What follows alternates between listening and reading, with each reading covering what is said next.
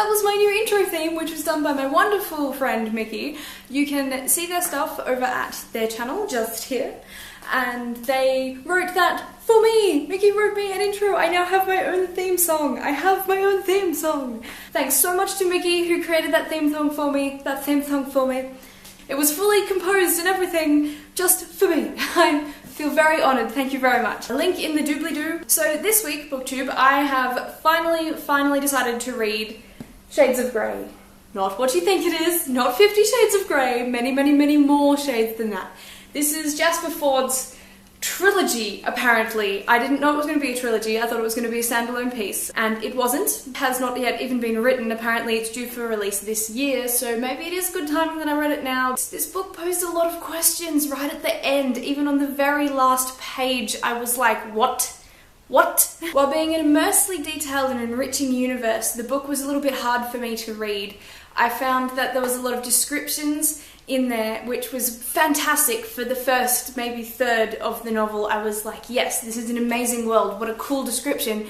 But then it got more and more laborious to actually read. I was like, okay, that's enough description. I get what the world is sort of like. I don't need to know so much. And it became more of a trial to read the book because of the universe that it was in. I felt like instead of enriching the storyline, it was kind of just making it onerous for me to get through. I was like, okay, alright, too much. It's a jarringly witty satire which has a lot of comments on society and how we live at the moment and the hierarchical nature of humanity, but it wasn't very funny. Like, there were little bits in it where I laughed out loud and I was like, oh, that's funny. I really wanted something hilarious and I found it sort of just mildly amusing.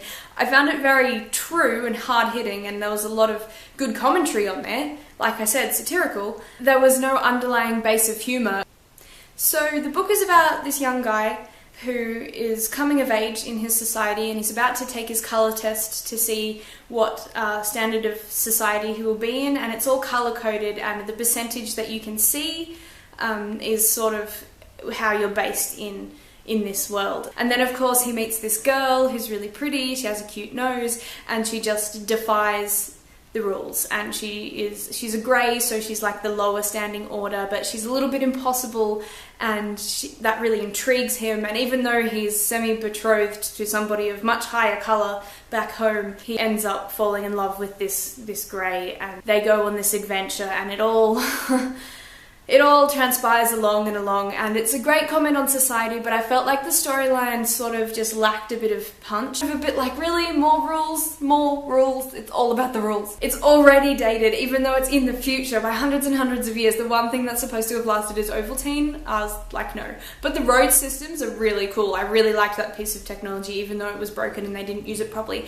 It was really cool because it was sort of like a living technology, and everything had barcodes. I hate barcodes, and there were no books in the library. Like, that's not okay. There was a lot in the book that I was like, that doesn't sit right with me. So it got under my skin a little bit, which made me irritated. So I was a little bit irked the whole time I was reading the book. I was like, I'm fairly sure it's going to be one of those books that is just lodged in your subconscious, and you know the world and the characters, and even if I didn't actually like reading the book as I was reading it, I'm definitely going to keep this character. It was unique, I'll give it that. It was sort of looking at this environment in a way that I hadn't done before through different colours. So he was a red, so the majority of the colours he could see, or like all of the colour he could see was red, and that was the only hue he could see, or something like that. I feel like it was just very unfinished.